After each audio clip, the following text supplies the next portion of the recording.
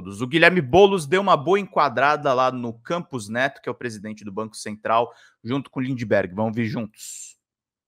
Também, porque o senhor foi presidente do Banco Central e todo mundo sabe que foi votar com a camisa da seleção brasileira, mas mais do que isso, o senhor era presidente de um Banco Central autônomo e o senhor desenvolveu um modelo de pesquisa, um agregador de pesquisas que abastecia as informações do presidente Bolsonaro. O senhor era um habitué. O senhor vai encontrar hoje o Lula pela primeira vez. No ano passado, o senhor encontrou o Bolsonaro 11 vezes oficialmente. Mas Tenente Coronel Mauro Cid já falou que teve vários outros encontros informais. Vários outros encontros. Espero que não tenha participado daquele da minuta do golpe, mas o senhor estava praticamente sempre junto com o Bolsonaro. Um agregador de pesquisas para ajudar na eleição um presidente do Banco Central autônomo. Inconcebível, presidente. O senhor fazia parte de um grupo com Lula eleito, ministros de Bolsonaro. Foi uma fotografia que revelou isso. O senhor hoje, ontem saiu uma matéria aqui no Metrópole, não sei se é verdade. Campos Neto vira conselheiro informal do Centrão. Eu tô falando tudo isso porque eu acho, sinceramente, que tem uma mudança no posicionamento do presidente do Banco Central no governo Bolsonaro para o governo do Lula. E eu vou explicar onde está a mudança. A mudança está muito na discussão. É do vídeo, tá, gente? Não é aqui. Fiscal. O senhor sabe que Jerome Powell, presidente do Fed, perguntado agora, porque é o governo Biden, o que achava da questão fiscal, eles: nós não damos recomendações às autoridades fiscais. Nós consideramos a política fiscal como ela se apresenta à nossa porta. E colocamos no nosso modelo com outro milhão de coisas. Christine Lagarde não fala da política fiscal. Ninguém fala. Aqui o Banco Central quer dar uma de tutor, de censor. Essa ata do Copom de ontem, presidente, é uma vergonha. Os senhores estão se achando dono. Parece que o senhor se acha presidente da República. Olha o item 12. O comitê reforçou a visão de que o esmorecimento no esforço de reformas estruturais eu não sei o que é isso, né? O aumento do crédito direcionado, isso aqui é BNDES. Incerteza sobre estabilização da dívida influenciam a política monetária. Eles querem ditar. É uma interferência completa na política econômica do governo. O senhor sabe, eu falei aqui do Centrão, que nós estamos numa luta muito grande aqui para aumentar a arrecadação desse país. Taxar os super ricos. Eu queria perguntar ao senhor, você sabe que qualquer funcionário aqui paga imposto de renda. O funcionário terceirizado está servindo água a gente aqui, que eu quero agradecê-lo. É um funcionário terceirizado, ele paga imposto de renda. O senhor possui ou possuiu empresa offshore? Essa é uma pergunta que eu faço objetiva, eu queria que o senhor respondesse. O senhor possui ou possui empresa offshore? Eu respondo tudo depois, em seguida. Mas é que esse é um tempo, era importante, porque foi noticiado no Pandora Papers, né? O senhor modificou uma lei no ano passado, através de uma portaria, que dizia que todo brasileiro que tivesse acima de 100 mil dólares tinha que informar o Banco Central. O senhor mudou isso para 1 milhão de dólares? Essa é uma pergunta em relação a essa portaria. Mais ainda, o senhor tem fundo exclusivo? O senhor tem fundo exclusivo? Vou responder depois. Porque o fundo exclusivo, os senhores sabem, as pessoas não pagam impostos. Bom dia, Mago Vermelho. Acima de 10 milhões de reais. Não está no Come Cotas. Eu acho isso, presidente, você pode dizer que é legal, mas eu acho imoral um presidente do Banco Central concretamente colocar dinheiro em offshore e fundo exclusivo para não pagar imposto. Mas eu tenho uma pergunta que é mais importante sobre o fundo exclusivo. Nesse fundo exclusivo, se o senhor tiver, ele tem investimento em tesouro direto, em título tesouro, ele é remunerado pela Selic ou pelo IPCA? Essas são informações que eu quero saber. O senhor faz parte, compôs ou compunha, participava da estrutura societária de empresas Peacock Assets e Derling Internacional? Também é outra pergunta que eu tenho aqui a fazer para o senhor. Dizendo que os juros não cairia, nunca falei isso.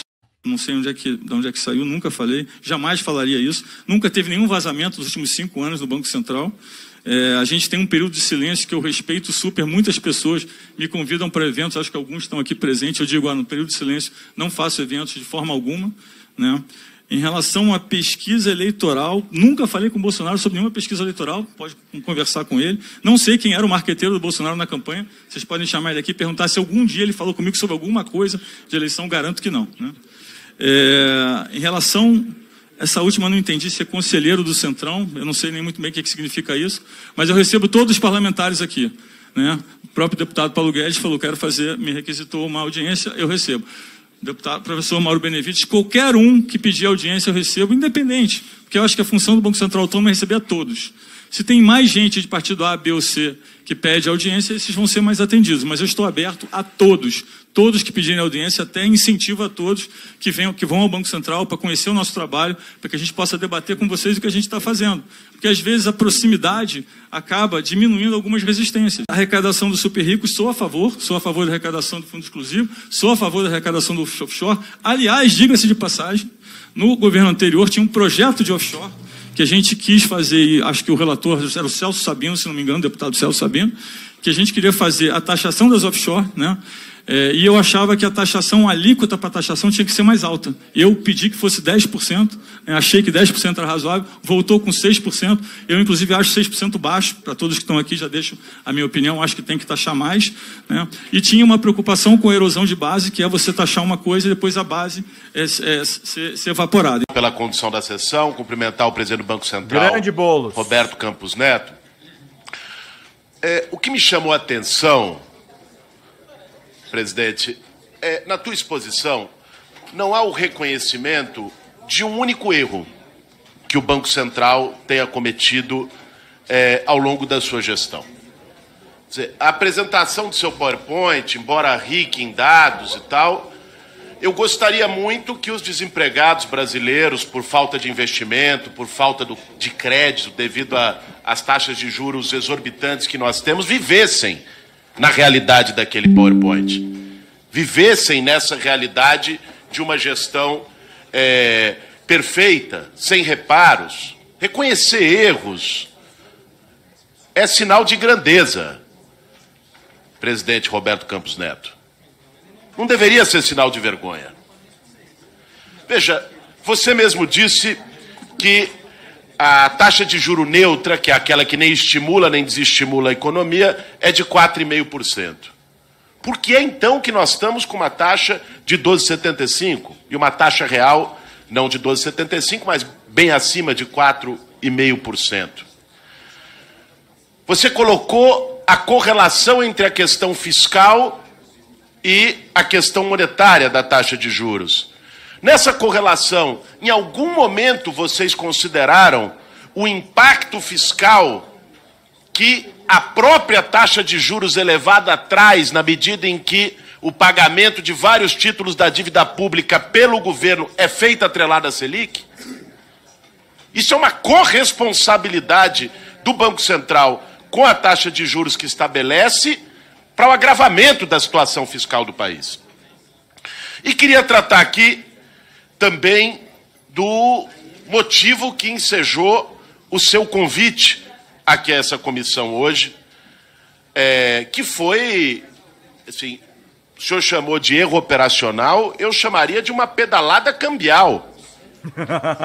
O que aconteceu com o erro de cálculo do fluxo cambial, quer dizer, um erro operacional, eu estar lá na minha casa, for pregar um prego na parede e machucar o dedo.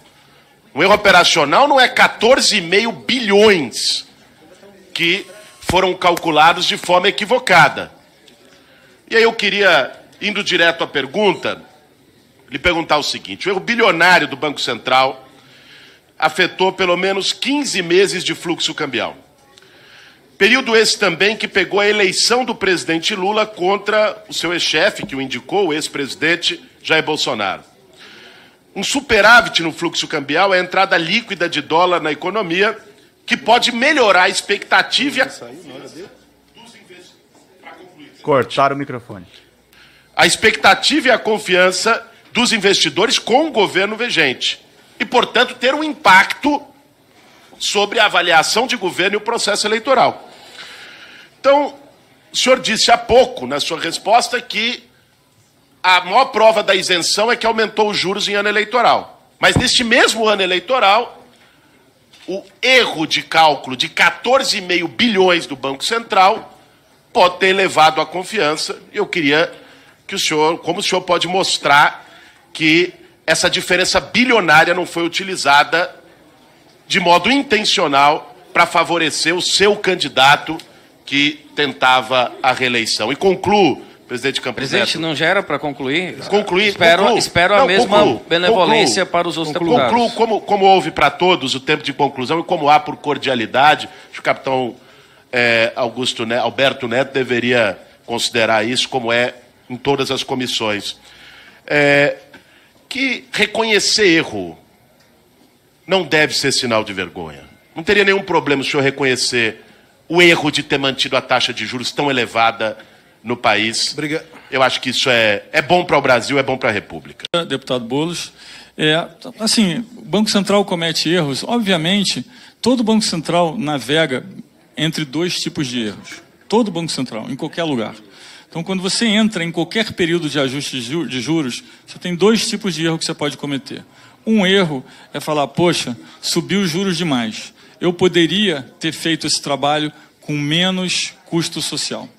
O outro tipo de erro é, olha, eu subi os juros de menos. A inflação desancorou e depois, para reancorar a inflação, eu tive que fazer uma nova rodada de juros que gerou um custo social enorme e um custo de credibilidade para o governo enorme.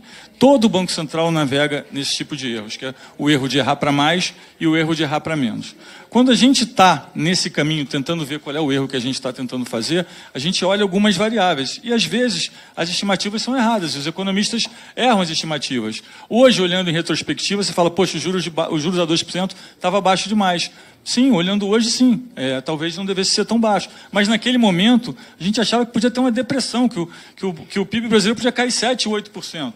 Então, sempre tem erros de análise. O que a gente tenta fazer é minimizar esses dois tipos de erro. Lembrando que no mundo emergente, o tipo de erro de fazer de menos, depois ter que voltar a subir com quebra de credibilidade, é muito danoso para as pessoas e para o governo. A gente vê, por exemplo, no mundo desenvolvido, a gente tem agora, a Austrália e o Canadá pararam de subir os juros, falaram, erramos, vamos voltar a subir, né? No mundo emergente, se um Banco Central para de subir os juros e fala, errei, vou voltar a subir, vai ter que voltar a subir muito mais, porque a credibilidade custa muito mais caro.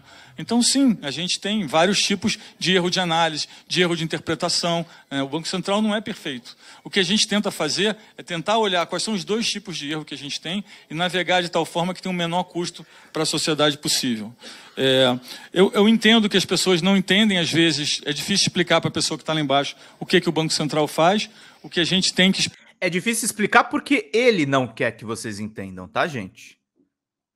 Porque quando ele sobe os juros, tem 1% da população que se beneficia com investimentos em cima disso. Explicar olha, manter a inflação baixa é muito importante para manter o poder de compra das pessoas, para que as pessoas possam investir com um horizonte mais longo. Quando a inflação está muito alta e muito volátil, as empresas só querem investir no curto prazo. Todo o funding, todos os juros, todo o dinheiro que é emprestado rola no curto prazo. Se você não tiver dinheiro de longo prazo, você não faz projetos estruturantes para o país. Aí o que acontece é você tem que mudar a forma de investir. Então isso é uma coisa que a gente olha bastante. Por que a taxa de juros está tão acima da neutra? É verdade. verdade, a taxa de juros 4,5%, a taxa está bem acima. A taxa está bem acima porque a gente vem de um projeto, de uma inflação muito alta, a inflação está caindo, a gente está ajustando, a gente mira a expectativa de inflação que está um pouquinho acima da meta, a gente vê os núcleos de inflação que estão caindo, mas ainda estão acima da meta, e a gente está numa trajetória de ajuste agora. Poderia ter feito o ajuste antes? Várias vezes a gente se reuniu no corpo técnico, olhou os modelos, olhou as coisas, inclusive com os novos membros que estão aí, e decidimos, não, olha só, não podemos cometer o erro de fazer uma coisa precipitada e depois ter que voltar e fazer muito mais forte. Então, foi esse o critério que nós usamos para avaliar. Se nós consideramos na dinâmica fiscal o pagamento de juros, sim, consideramos. A gente entende que o custo dos juros está atrelado a vários indexadores. Por exemplo, quando a inflação sobe 1%, o custo sobe 20 bi para o governo, independente da taxa de juros. Por quê? Porque o governo também emite títulos indexados na inflação, que são as NTN-Bs. Na parte longa, a gente tem quase 40% da dívida na parte longa. Se o Selic fica constante e o longo sobe, também é um custo para o governo. Eu mostrei um gráfico na apresentação do Senado, não está aqui hoje, que mostra que, independente da Selic cair, quando os juros longo caiu com a Selic parada, o custo da dívida caiu o equivalente ao Selic ter caído 1,5% só porque, pelo que caiu a taxa de juros longa. Então a gente pegou quanto o governo se financia em cada vértice no tempo e calculou quanto é que era o custo daquilo. Então, isso só para demonstrar que sim, é importante cair os juros, porque isso é importante. É importante ter isso na dinâmica, porque senão vira uma bola de neve. Agora, não é só isso que conta como dinâmica de endividamento no país. Tem uma parte de inflação, tem uma parte que é o dólar, tem uma parte que é os juros longos. Então a gente olha isso sim. É isso, gente. Mídia Ninja, ótimo vídeo aqui. Fala Marcelo Bonfim, bom dia a todos. É vergonhoso esse Roberto Campos, né?